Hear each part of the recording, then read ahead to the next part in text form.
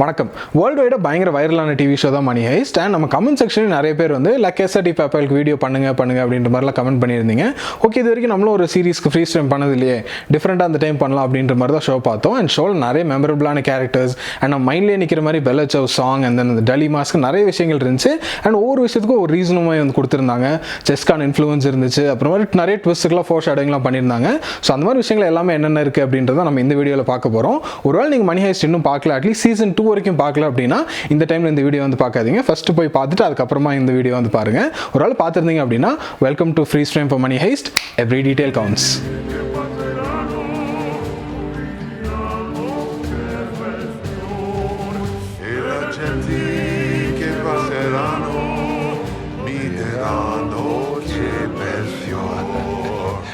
ப்ரொஃபஸரோட identity வந்து பயங்கர சீக்கிரட்டாக வச்சிருப்பாங்க. சீசன் 1லலாம் பார்த்தோம் அப்படின்னா ப்ரொஃபஸர் ஆக்சுவலாக அந்த போலீஸை வச்சு பயங்கரமாக டீஸ் பண்ணுவார். கிட்டத்தட்ட எல்லா விஷயத்தையுமே வந்துட்டு அவங்க கண்ணு முன்னாடி காமிச்சா கூட அவங்க கண்டுபிடிக்க மாட்டாங்க அப்படின்ற மாதிரி தான் ஆக்சுவலாக ஃபுல்லாக காமிச்சிருப்பாங்க. ஃபார் எக்ஸாம்பிள் பார்த்தோம் அப்படின்னா வந்துட்டு ரக்கேல் அண்ட் ப்ரொஃபஸர் ஃபஸ்ட்டு ஹைஸ்ட்டில் வந்து ஃபோன் பேசுவாங்கல்ல, அப்போ அவர் எதை பற்றி கேட்பார் அப்படின்னா what are you wearing Raquel அப்படின்ற மாதிரி கேட்பாரு. அதுக்கப்புறம் அந்த ட்ரெஸ்ஸுக்கான இம்பார்ட்டன்ஸ் பற்றிலாம் பேசிகிட்டு இருக்க மாதிரி இருக்கும். இப்போ அதே இது உங்கள் க்ரூ என்ன போட்டிருக்காங்க அப்படின்ற மாதிரி பார்த்தோம்னா ரெட் ஓவரால்ஸ் போட்டிருக்காங்க. அதுக்கப்புறம் சால்வடார் டலி அப்படின்ற பெயிண்டரோட ஃபேஸ் மாஸ்க் தான் வந்து போட்டிருக்காங்க. பட் அவங்க வந்து டலி அப்படின்றது மட்டும் தான் வந்து ஃபோக்கஸ்டாகவே வச்சுட்டே இருப்பாங்க. இப்போ அதை நம்ம அப்படியே மைண்டில் வச்சுக்கிட்டோம் அப்படின்னா ஃபஸ்ட்டாக ரக்கேலும் ப்ரொஃபஸர் வெளியில் மீட் பண்ணும்போது அவரோட பேர் என்ன அப்படின்ற மாதிரி சொல்கிறாருன்னா சால்வடார் மார்டின் அப்படின்ற மாதிரி தான் சொல்கிறாரு. பட் இங்கேயுமே சால்வடார் அப்படின்ற விஷயத்தை மறந்துட்டு சால்வா அப்படின்ற மாதிரி தான் வந்து பேசிகிட்டு இருப்பாங்க. ஸோ இங்கேயே வந்துட்டு அந்த ரெஃபரன்ஸ் வந்து வச்சிருப்பாங்க. இதே மாதிரி தான் அந்த சைடு கதையுமே வந்துட்டு ஒரு ஹைஸ் கூட மிக்ஸ் பண்ணி வந்து சொல்லியிருப்பாரு. பட் இது தாண்டி ஒரு மெயினான ஒரு க்ளூ எதில் கொடுத்துருந்தாங்க அப்படின்ற மாதிரி பார்த்தோம் அப்படின்னா வந்துட்டு ப்ரொஃபஸரோட ஹைட் அவுட், அதாவது அந்த ஹேங்கர் எங்கே இருக்குது அப்படின்னு யாருக்குமே வந்து தெரியாது. ஏஞ்சல் கண்டுபிடிப்பார். பட் தென் அவர் வந்து கோமாக்கு போகிற மாதிரி ஆயிரும். அதுக்கப்புறம் ரெக்கேலும் பயங்கர கஷ்டப்பட்டு கண்டுபிடிப்பாங்க.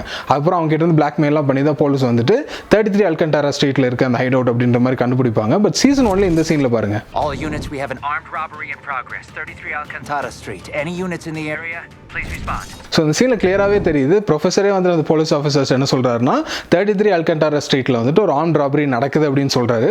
அண்ட் அந்த போலீஸ் அங்கே போய் பார்த்துட்டு இல்லை ஃபால்ஸ் எல்லாம் அப்படின்ற மாதிரி சொல்லிட்டு வந்துடுறாங்க. அந்த ஸ்ட்ரீட்டை கொடுத்துமே வந்து அவங்களால கண்டுபிடிக்க முடியல அப்படின்ற மாதிரி இந்த இடத்துல டீஸ் பண்ணி காமிச்சிருப்பாங்க. அண்ட் அந்த போலீஸ் ஆக்சுவலாக எந்த கடைக்கு போகிறாங்க அப்படின்ற மாதிரி பார்த்தோன்னா அங்கேயும் சால்வடார் அப்படின்ற நேமை மென்ஷன் பண்ணி சூப்பராக ஒர்க் பண்ணியிருந்தாங்க. மணி ஹைஸ்ட்டில் செஸ்க்கான ரெஃபரன்சஸ் வந்து நிறைய இடங்களில் வரும். இன்ஃபேக்ட் அந்த ஃபுல் ஹைஸ்ட்டே வந்து ஒரு செஸ் கேம் மாதிரி தான் அப்படின்ற மாதிரி கம்பேரிசன்ஸ்லாம் கொடுத்துருப்பாங்க. இப்போ அந்த ப்ரொஃபஸரோட ஹேங்கரில் பார்த்தோம் அப்படின்னாலுமே ஒரு செஸ் போர்டு வந்து வச்சிருப்பாங்க. நிறைய மூவ்ஸ் அதுலேயே வந்து போயிட்டு இருக்க மாதிரி இருக்கும். நிறைய க்ளோஸ் அப் ஷாட்ஸ்லாம் வச்சிருப்பாங்க. இப்போ ஏஞ்சல் வந்து ஒரு பாயிண்ட் ஆஃப் டைமில் வந்து பக் பண்ணிடுவாங்கல்ல, அப்போ வந்து ட்ரோஜன் ஹார்ஸ் அப்படின்ற மாதிரி மென்ஷன் பண்ணுவாங்க. இப்போ இந்த போலீஸ் இருக்க சைட்லாம் வந்து ஒயிட் அப்படின்ற மாதிரி கன்சிடர் பண்ணி இவங்க பிளாக் அப்படின்ற மாதிரி நம்ம எடுத்துக்கிட்டோம் அப்படின்னா எப்போ ஏஞ்சலில் பக் பண்ணியிருப்பாங்களோ அப்போ வந்து 2 ஒயிட் ஹார்ஸஸும் உள்ள இருக்க மாதிரி தான் வந்து காமிச்சிருப்பாங்க. But at the same time angel வந்து கேஸ் விட்டு வெளியே போனதுக்கு அப்புறமா இன்னொரு க்ளோஸ் அப் ஷாட்டில் பார்த்தோம் அப்படின்னா ஒரே ஒரு ஹார்ஸ் தான் வந்து உள்ள இருக்கும், ஒரு ஹார்ஸ் வெட்டுப்பட்டு வெளியில் இருக்க மாதிரி வந்து காமிச்சிருப்பாங்க. ஸோ அந்த ஏஞ்சலுக்கான ரெஃபரன்ஸ் அங்கே வருது. அது மட்டும் இல்லாமல் இந்த சீன் வந்து ஏஞ்சல் ஒரு ஆள் கோமாலேருந்து வந்துட்டாரா இல்லையா அப்படின்னு இவங்க வந்து பிளான் பண்ணி திங்க் பண்ணிட்டு இருப்பாங்கல்ல, அப்போ தான் வர மாதிரி காமிச்சிருப்பாங்க. அப்போ ப்ரொஃபஸர் என்ன சொல்கிறாருன்னா அந்த ஹாஸ்பிட்டலில் கிட்டத்தட்ட ஒரு 50 போலீஸ் கண்டிப்பாக வச்சிருப்பாங்க, ஒரு கேவலரியே இருக்கும் அப்படின்ற மாதிரி மென்ஷன் பண்ணுறாரு. அப்போ ஒரு கையில் இருக்கிறதுமே ஒரு ஒயிட் ஹார்ஸ்க்கான காயின் தான் வந்து வச்சிருப்பாங்க. அந்த ஹார்ஸ் அண்ட் கேவலரிக்கான லிங்க் இங்கே இருக்கு. இப்போ அந்த காயின் என்ன பண்ணுறாரு அப்படின்னா வந்துட்டு ஒரு பானை கட் பண்ணுற மாதிரி, அதாவது ஒரு மிஸ்டைரக்ட் பண்ண போகிறேன், மொத்த கேலரியும் நான் வந்து மிஸ்டைரக்ட் பண்ண போகிறேன் அப்படின்றத அந்த மூவ் மூலியமாக காமிக்கிற மாதிரி இருக்கும். பட் அந்த ஷாட் நம்ம க்ளோஸாக பார்த்தோம் அப்படின்னா வந்துட்டு அந்த மூவ்னால பிளாக் கிங்குக்கு வந்து ஒரு செக் வருது. அது ஒரு நோட்டீஸ் பண்ணாத மாதிரி இருந்திருக்கும். அதே மாதிரி தான் பார்த்தோம் அப்படின்னா இவரை ட்ரெஸ் அப் பண்ணிட்டு அங்கே ஹாஸ்பிட்டல் போனனால தான் ரக்கேல்கிட்ட மாற்ற மாதிரி இருக்கும். ஸோ அவருக்கே அவர் இங்கே செக் வைக்கிறாரு அப்படின்றத இந்த இடத்துல வந்து ரெஃபர் பண்ணியிருப்பாங்க. இது ஒரு ஹைலைட்டடான ரெஃபரன்சஸ். இதே மாதிரி நிறைய இடங்களில் வந்துட்டு செஸ்க்கான ரெஃபரன்சஸ் சூப்பராக வச்சிருந்தாங்க. உலகம் ஃபுல்லாக நிறைய இடங்களில் வந்து ரியல் லைஃப் ப்ரொடெஸ்ட்டில் கூட இந்த டலி மாஸ்க் அண்ட் ரெட் ஓவரால்ஸ்லாம் போட்டு வந்து ப்ரொடெஸ்ட் பண்ணாங்க. இதுக்கான இம்பார்ட்டன்டான ரீசன் பார்த்தோம் அப்படின்னா மணி ஹைஸ்ட்லையுமே வந்து ப்ரொஃபஸர் அண்ட் அவரோட டீம் வந்துட்டு கவர்மெண்ட்டுக்கு அகேன்ஸ்டாக இருக்க ஒரு ரெசிஸ்டன்ஸ் மாதிரி தான் காமிச்சிருப்பாங்க. அண்ட் இதுக்குமே நிறைய ரெஃபரன்சஸ்லாம் இருக்கும். ஃபார் எக்ஸாம்பிள் பார்த்தோம் அப்படின்னா நம்ம எல்லாருக்குமே வந்து தெரியும்ல, அவங்க போட்டிருக்க மாஸ்கே வந்து சால்வடார் டலி அப்படின்ற ஒரு பெயிண்டரோட ஃபேஸ் மாஸ்க் தான் போட்டிருப்பாங்க. அண்ட் இவரோட பெயிண்டிங்ஸ்லாம் பார்த்தோம் அப்படின்னா வந்து சர்ரியலிஸ்டிக்கான ஒரு ரெபெலியன் நேச்சரை தான் வந்து காமிக்கிற மாதிரி இருக்கும். ஸோ இவங்களும் அந்த ரெபெல் அந்த ரெசிஸ்டன்ஸ்க்கான ரெஃபரன்ஸ் தான் இங்கே வந்து வச்சிருப்பாங்க.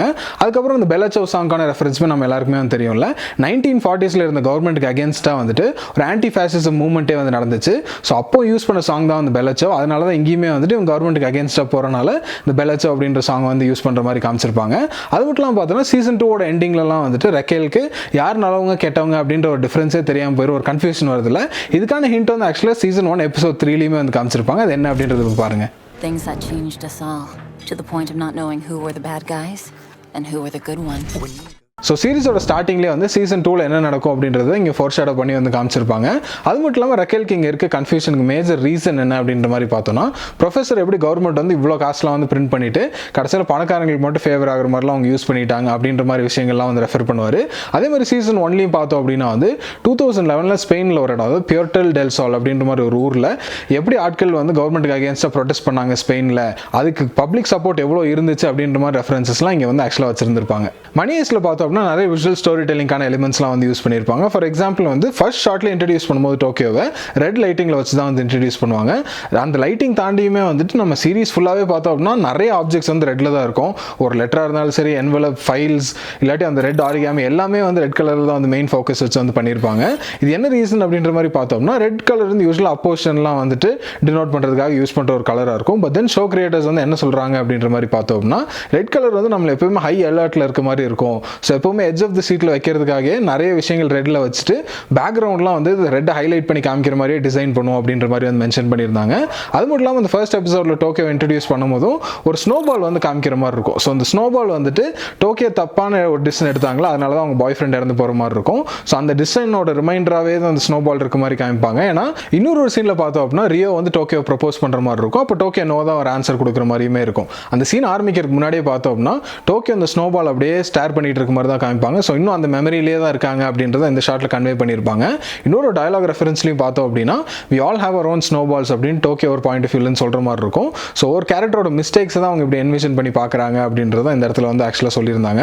அதை தாண்டி தண்ணி வச்சுமே ஒரு இன்ட்ரெஸ்டிங்கான ஒரு விஷயம் பண்ணியிருந்தாங்க அப்படின்ற மாதிரி தான் சொல்லணும்.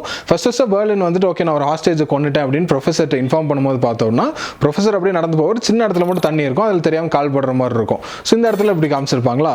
அதே இது ஏஞ்சல் பார்த்தோம் அப்படின்னா வந்துட்டு ஒரு இம்பார்ட்டன்டான சிச்சுவேஷனில் ஒன்று ஏஞ்சல் இல்லாட்டி ரக்கேல், இவங்க ரெண்டு பேரில் யாரோ ஒருத்தர் தான் ஸ்பை அப்படின்னு ரொம்ப ஒரு மோசமான சிச்சுவேஷனில் இருக்கும்போது கிளியர் கட்டாக அவங்க காமிக்கிற ஆங்கிளில் பார்த்தோம் அப்படின்னா வந்துட்டு ஏஞ்சல் கீழே வந்து ஃபுல்லாக தண்ணியாக இருக்க மாதிரி இருக்கும். அதில் தான் ஏஞ்சல் நிற்கிற மாதிரியுமே வந்து காமிச்சிருப்பாங்க. அதை தாண்டி பார்த்தோம் அப்படின்னா வந்துட்டு சீசன் 1ஓட எண்டிங்கில் அந்த ஹாஸ்டேஜஸ்லாம் தப்பிச்சு போவாங்கல்ல, அப்போ தான் ப்ரொஃபஸர் அந்த ஹேங்கருக்குள்ளே என்டர் ஆகிற மாதிரி இருக்கும். அப்போ ஒரு வைட் ஆங்கிள் ஷாட்டில் பார்த்தோம் அப்படின்னா அந்த ஹேங்கர் ஃபுல்லாக ஈரமாக இருக்க மாதிரி வந்து காமிச்சிருப்பாங்க. இதே மாதிரி தான் சீசன் 2லையுமே ஒரு ஷாட்டில் வந்துட்டு கிளியராக டயலாக் ரெஃபரன்ஸோடய வந்து சொல்லுவாங்க, பிளான் வந்து பர்ஃபெக்டாக தான் இருந்துச்சு, பட் நிறைய விஷயங்கள் தப்பாக போயிட்டு இருந்துச்சு அப்படின்ற மாதிரி ஒரு டயலாக் போயிட்டு இருக்கும்போது கிளியராக ப்ரொஃபஸர் வந்து ஒவ்வொரு ஸ்டெப்பாக தண்ணியில் வச்சு நடக்கிற மாதிரி காமிப்பாங்க. ஸோ எது தப்பாக போதும் அப்படின்றத ஒரு சிம்பாலிக்காக காமிக்கிறது தான் வந்துட்டு இந்த தண்ணி யூஸ் பண்ணியிருக்காங்க அப்படின்ற மாதிரி வந்து நாங்கள் நினச்சிருந்தோம். இதுக்கப்புறம் நம்ம வீடியோ டிஸ்கஸ் பண்ண போகிற விஷயங்கள் எல்லாமே வந்துட்டு சீசன் 3 and 4ல் உள்ள ஸ்பாய்லர்ஸ் பற்றிலாம் பேசுவோம். ஸோ நீங்கள் இன்னும் கம்ப்ளீட்டாக பார்க்கல அப்படின்னா பார்த்ததுக்கப்புறமா வீடியோ கண்டினியூ பண்ணி பாருங்கள். ஏன்னா சீசன் 3லையுமே பார்த்தோம் அப்படின்னா வந்துட்டு இதே மாதிரி தண்ணி யூஸ் பண்ணியிருப்பாங்க. ஸ்டார்டிங்கில் அவங்க பிளான் வந்து பயங்கரமாக சொதப்புற மாதிரி காமிச்சிருப்பாங்கல்ல, அப்போ ப்ரொஃபஸர் வந்து டென்ஷனில் போய் அந்த பீச்சில் நின்று இருக்கும்போது இதே மாதிரி ஒரு ஷாட் மறுபடியும் வச்சிருப்பாங்க. அந்த பீச் தண்ணி வந்துட்டு ஒரு ஷோவில் நினைக்கிற மாதிரி வந்து காமிச்சிருப்பாங்க.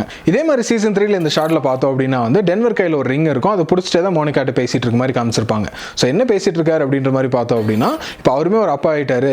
ஸோ சீசன் 2ல் எப்படி மாஸ்கோ வந்துட்டு டோக்கியோ காப்பாற்றுறதுக்காக ஓன் லைஃப் வந்து சாக்ரிஃபைஸ் பண்ணாரோ, அதே மாதிரி ஒரு ரிஸ்க் எடுக்க வேண்டிய சிச்சுவேஷன் வந்தால் நான் கண்டிப்பாக அதை பண்ணுவேன், நான் நீங்களாம் இங்கே இருக்கீங்க அப்படின்ற மாதிரி தான் வந்து மோனிகாட்ட பேசிட்டு இருக்க மாதிரி இருக்கும். இப்போ இந்த ரிங் ஏன் இங்கே காமிச்சிருக்காங்க அப்படின்ற மாதிரி பார்த்தோன்னா, ஒரு ஃப்ளாஷ்பேக் சீனில் மறுபடியும் பெர்லினும் மாஸ்கோவும் ஆர்கியூ பண்ணிட்டு இருக்க மாதிரி இருக்கும். அப்போ மாஸ்கோ வந்துட்டு மற்றவங்க எல்லாருக்காக என்னோட லைஃப்பை நான் சாக்ரிஃபைஸ் பண்ண கூட வந்து ரெடியாக இருப்பேன் அப்படின்ற மாதிரி மென்ஷன் பண்ணும்போது இந்த ஷாட்டில் டென்வர் கையில் இருக்க அந்த ரிங்கை தான் வந்து ஃபோக்கஸ் பண்ணி காமிச்சிருப்பாங்க. ஸோ அந்த ரிங்கை வச்சு இப்படி சூப்பராக கனெக்ட் பண்ணியிருப்பாங்க. அது மட்டும் இல்லாமல் வந்து ஹெல்சிங்கி சீசன் 3ல் வந்து ஒரு பெரிய டாட்டூ போட்டிருக்க மாதிரி இருக்கும்ல வயிறில், அதில் வந்துட்டு இந்த ஒரு பெரிய பேர் இருக்க மாதிரி இருக்கும். அதை பார்த்துட்டு பலருமே என்ன சொல்லுவார் அப்படின்னா வந்துட்டு நான் அந்த பீஸ்ட் வந்து ஈஸியாக டேம் பண்ணிடுவேன் அப்படின்ற மாதிரி மென்ஷன் பண்ணுற மாதிரி இருக்கும். அதுக்கப்புறமா அவங்க ரெண்டு பேரும் ஒன்றா இருந்துட்டு ஹெல்சிங்கி திருப்பி நைரோபியோட ரூம்க்கு ரிட்டர்ன் ஆகிற மாதிரி காமிப்பாங்க. அப்போ ஒரு கான்வர்சேஷன் நடக்கும். நைரோபி வந்து ஹெல்சிங்கி நீ வந்து ஒரு டெடி பேர் மாதிரி தானே அப்படின்ற மாதிரி சொல்லி அவர் ஹெல்சிங்கியோட சாஃப்ட் சைடை வந்து ரிவீல் பண்ணுற மாதிரி இருக்கும். ஸோ அந்த டாட்டூவோட கான்ட்ராஸ்ட்டை காமிக்கிறதுக்காக தான் இந்த சீன் இப்படி சூப்பராக ஒர்க் பண்ணியிருப்பாங்க. ப்ரொஃபஸர் போடுற ஒவ்வொரு பிளானுக்குமே ஒரு நேம் இருக்கும், அந்த நேமுக்கு வந்து ஒரு மீனிங் இருக்கும். ஃபார் எக்ஸாம்பிள் பிளான் கேமரூன் என்ன அப்படின்னு ஆல்ரெடி வந்து எக்ஸ்பிளைன் பண்ணியிருப்பாங்க. அண்ட் செர்னோபிள் என்ன அப்படின்னு நமக்கு ஈஸியாக அண்டர்ஸ்டாண்ட் பண்ணிக்கலாம். செர்னோபிள் வந்து ஒரு டிசாஸ்டர் நடந்த இடம். ஸோ ஒருவேளை பிளான் டோட்டல் டிசாஸ்டர் ஆயிடுச்சுன்னா லாஸ்ட் ரிசார்ட்டை அது வந்து யூஸ் பண்ணிக்கலாம் அப்படின்ற மாதிரி தான் சீசன் 2லாம் வந்து வச்சிருப்பாங்க. சீசன் 3ல பார்த்தோம் அப்படின்னா வந்து எபி சென்டர் அப்படின்ற மாதிரி ஒரு பிளான் சொல்லுவாங்க. இப்போ எபி சென்டருக்கான அர்த்தம் என்ன அப்படின்னா, இப்போ எர்த்குவேக் நடக்குது அப்படின்னா எங்கே நடக்குதோ அதுக்கு நேர் மேலே இருக்க ஒரு பாயிண்ட் தான் அந்த எபி சென்டர் அப்படின்ற மாதிரி வந்து டிஃபைன் பண்ணியிருக்காங்க. ஸோ எங்கே யூஸ் பண்ணுறாங்கன்னா அந்த வுட்ஸில் வந்து தப்பிக்க ட்ரை பண்ணுறாங்க அப்போ தான். ஸோ கீழே ஃபுல்லாக போலீஸ் வந்து தேடிட்டு இருப்பாங்க, மேலே நம்ம ட்ரீ டாப்பில் வந்து ஹைட் பண்ணிக்கலாம் அப்படின்றது அந்த பிளானாக இருக்கும். ஸோ அதுக்கு ரெலவெண்ட்டாக தான் இங்கே வச்சிருப்பாங்க. அடுத்த பிளான் வந்து பிளான் ஆல்கட்ராஸ் அப்படின்ற மாதிரி நேம் வச்சிருப்பாங்க. இது ஆக்சுவலாக ஒரு ஃபேக் எஸ்கேப் மாதிரி இருக்கும் பேங்க் ஆஃப் ஸ்பெயின்ல இருந்து. இப்போ ஆல்கட்ராஸ் அப்படின்றது ஒரு நிஜமான ஒரு பிரிசன், ஒரு ஐலண்ட் மாதிரி இருக்கும். அங்கேருந்து தப்பிக்கிறது ரொம்பவே வந்து கஷ்டமான ஒரு விஷயம். எப்படி பேங்க் ஆஃப் ஸ்பெயின்லேருந்து தப்பிக்கிறது கஷ்டமோ அதே மாதிரி தான் இங்கேயுமே வந்திருக்கும். அண்ட் அந்த சீன்ஸ்லாம் பார்த்தோம் அப்படின்னா வந்துட்டு ஒரு எலக்ட்ரிக் போட்டோட மோட்டர்லாம் வந்து ஸ்டார்ட் பண்ணுற மாதிரி தண்ணியில் போகிற மாதிரி சவுண்ட் எஃபெக்ட்ஸ்லாம் வந்து கொடுப்பாங்க. தண்ணி மூலியமாக இவங்க தப்பிச்சு போகிறாங்க அப்படின்ற அந்த இலூஷன் கிரியேட் பண்ணுறனால தான் பிளான் ஆல்கட்ராஸ் அப்படின்ற மாதிரி ஒரு நேமே இதுக்கு வந்து கொடுத்துருப்பாங்க. அண்ட் சீசன் 4ல் பார்த்தோம் அப்படின்னா வந்து பிளான் ஹேம்லின் அப்படின்ற மாதிரி ஒன்று இருக்கும். ஹேம்லின் வந்து ஒரு இடத்தோட பேர்.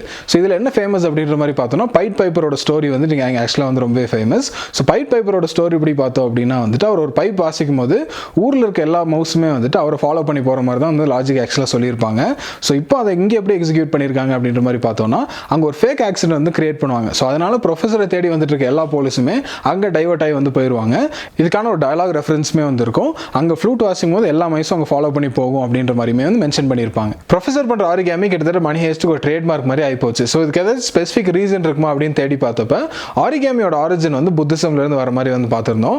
அண்ட் சீசன் 2ஓட எண்டிங்கில் பார்த்தோம் அப்படின்னா வந்துட்டு பலாவனில் இருக்க மாதிரி வந்து காமிச்சிருப்பாங்க ப்ரொஃபஸர். ஸோ இப்போ ரக்கேல் தேடி போவாங்கல்ல, அப்போ இந்த ஷார்ட்ல வந்து ஒரு புத்தா ஸ்டாச்சு வந்து காமிப்பாங்க. அப்புறம் சீசன் 3ல வந்து டோக்கியோ கூட ரீயூனைட் ஆகிறதும் ஒரு பர்டிகுலராக புத்தா டெம்பிளில் தான் வந்து ரீயூனைட் ஆகிற மாதிரி காமிச்சிருப்பாங்க. இந்த இன்டர்வியூஸ்லாம் பார்க்கும்போது ஸ்பெசிஃபிக்காக அந்த லொகேஷன்ஸ் சூஸ் பண்ணாங்க அப்படின்ற மாதிரியுமே வந்து மென்ஷன் பண்ணியிருந்துச்சு. ஸோ இதுக்கான ஒரு ரிலேஷனாக கூட வந்து இதெல்லாம் இருந்திருக்கலாம். அப்படி இல்லாட்டி இன்னொரு ட்ரெடிஷ்னல் பிலீஃப்மே இருக்குது ஆரிகாமி பற்றி. என்ன அப்படின்ற மாதிரினா இந்த மாதிரி 1000 கிரேன்ஸ் வந்து ஒருத்தர் இப்படி பண்ணாங்க அப்படின்னா அவங்க என்ன விஷ் பண்ணுறாங்களோ அது உண்மையாயிரும் அப்படின்றதுக்கான ஒரு பிலீஃபும் இருக்குது. ஸோ அதனால தான் இதெல்லாம் பண்ணுற மாதிரி இருக்கலாம். அப்படி இல்லாட்டி இது ப்ரொஃபஸரோட ஒரு ஹாபியாக கூட வந்து இருந்திருக்கலாம். இதை பற்றி உங்களோட தாட்ஸ் என்ன அப்படின்றது மறந்துடாம கமெண்ட் செக்ஷனில் மென்ஷன் பண்ணுங்கள். அண்ட் இன்னொரு இன்ட்ரெஸ்டிங்கான விஷயம் என்ன அப்படின்னா சீசன் 4ஓட எண்டிங்கில் வந்து சியரா ப்ரொஃபஸர் வந்து பிடிக்கிற மாதிரி தான் வந்து காமிச்சிருப்பாங்க. பிடிச்சதுக்கப்புறமா செக்மேட் அப்படின்னு சொல்லி ஒரு செஸ் ரெஃபரன்ஸும் அந்த இடத்துல வச்சிருப்பாங்க. பட் மேஜரான எலிமெண்ட் என்ன அப்படின்னா ஃபர்ஸ்ட் சீசன் 3ல சியரா அந்த கேஸில் அசைன் பண்ணும்போது ப்ரொஃபஸர் பிடிக்கிறதுக்கு ஒரு ஆப்பர்ச்சுனிட்டி கிடைக்குது. I am so happy, my water almost broke அப்படின்ற மாதிரி ஒரு டயலாக் ரெஃபரன்ஸ் அங்கே அந்த இடத்துல ஆக்சுவலாக வந்து வச்சிருப்பாங்க. இப்போ எண்டிங்கில் வந்து நிஜமாவே ப்ரொஃபஸர் வந்து பிடிச்சிட்டாங்க. So did her water break அப்படின்றது தான் வந்து கொஸ்டின். அது மட்டும் இல்லாமல் என் கிரெடிட்ஸ் போயிட்டு இருக்கும்போது எதுக்கு female version of Bella Ciao வருது, இதை பற்றிலாம் உங்களோட தாட்ஸ் என்ன அப்படின்றத மறந்துடாம கமெண்ட் செக்ஷனில் வந்து மென்ஷன் பண்ணுங்க. ஸோ 4 சீசன்ஸ் இருக்கனால கிட்டத்தட்ட மெயினான ஹைலைட்ஸ் மட்டும் தான் வந்து இந்த வீடியோவில் ஷேர் பண்ண முடிஞ்சது. இனிமேல் நிறைய இன்ட்ரெஸ்டிங்கான விஷயங்கள்லாம் இருக்குது. அது எங்களோட இன்ஸ்டாகிராம் ஹேண்டில் மூலியமோ இல்லாட்டி இன்னொரு வீடியோ மூலியமோ வந்து நாங்கள் உங்ககிட்ட வந்து ஷேர் பண்ணுறோம். அண்ட் மறந்துடாம வந்துட்டு கேஷ் கரோ மூலியமா பண்ணக்கூடிய மணி ஹைஸ்ட்டை நீங்கள் வந்து மறந்துடாதீங்க. டிஸ்கிரிப்ஷன் பாக்ஸ் தான் லிங்க் இருக்குது. சாவ். இந்த வீடியோ உங்களுக்கு பிடிச்சிருந்துச்சுன்னா லைக் பண்ணுங்கள், ஷேர் பண்ணுங்கள். இந்த பட்டனை வந்து கிளிக் பண்ணி சப்ஸ்கிரைப் பண்ணிடுங்க. மறந்துடாம அந்த பெல் ஐக்கானையும் கிளிக் பண்ணுங்கள். அப்போ தான் நம்ம சேனலில் வர லேட்டஸ்ட்டான வீடியோஸ் எல்லாத்துக்குமே வந்து அப்டேட்டடாக இருக்க முடியும். அது மட்டும் இல்லாமல் இன்னும் இன்ட்ரெஸ்டிங்கான கண்டென்ட் வேணும் அப்படின்னா இங்கே இருக்க சஜஷன்ஸ் வந்து கிளிக் பண்ணி என்ஜாய் பண்ணுங்கள். நன்றி, வணக்கம்.